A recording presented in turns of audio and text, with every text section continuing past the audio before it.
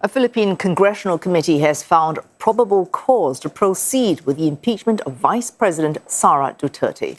The move setting the stage for a vote by the House of Representatives in May. The result of that vote could affect Sara Duterte's bid for the presidency. All 53 members of the Justice Committee backed this finding, citing complaints that Ms. Duterte had misused public funds to accumulate unexplained wealth. She's also alleged to have threatened President Ferdinand Marcos Jr.'s life. The two complaints will be consolidated into just the one and sent to the plenary for a vote next month.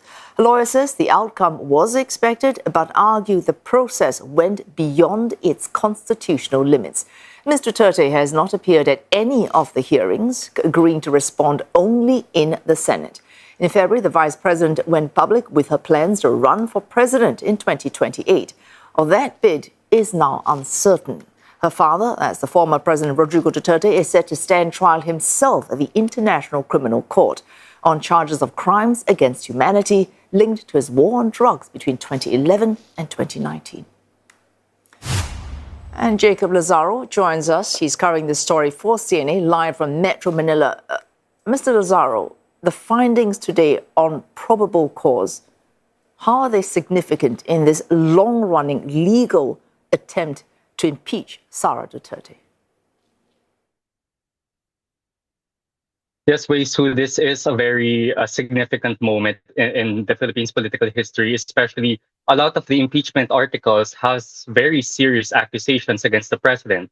The first article being about the alleged misuse of 600 million pesos in confidential funds, which she was being accused of using as bribe money for her allies. The second article dives into her unexplained wealth, especially about the discrepancies between the report of the anti-money laundering council and the which states that she spent more than 6 billion pesos in just the span of 2 decades, despite her net worth declarations reaching only at 88 million. And lastly, this was the one that was heavily discussed today by the House Committee on Justice, which is the alleged threats she made against the life of President Marcos, where she said in a press conference last year that if she were to be killed unexpectedly, she had already made arrangements with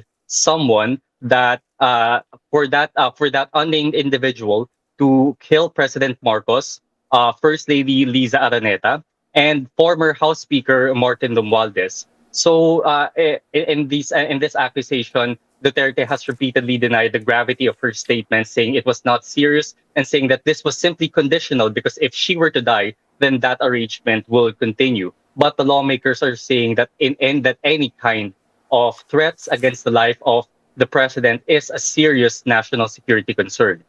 And this is serious because we're looking next month at another vote when Congress opens its sessions again. Explain to us what are the several legal steps Sara Duterte could be looking at.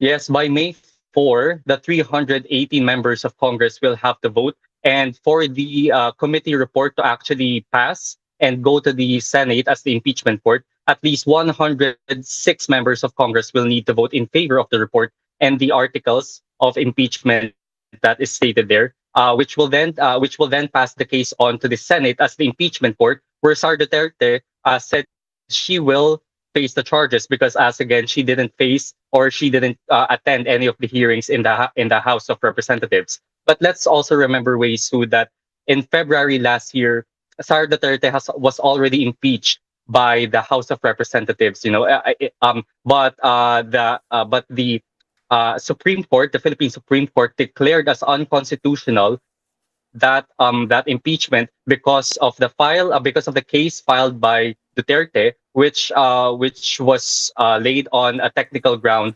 about the 1-year bar rule because of the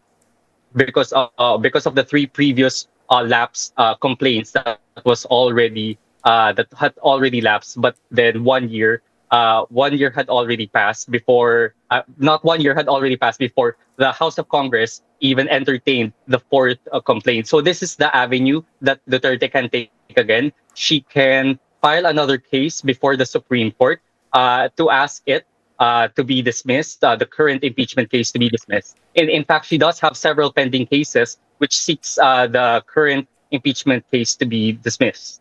Well, thanks, Jacob Lazaro. They're bringing us up to date on this long-running attempt to impeach the Philippine Vice President Sara Duterte. Jacob Lazaro covering story for CNN live from Metro Manila.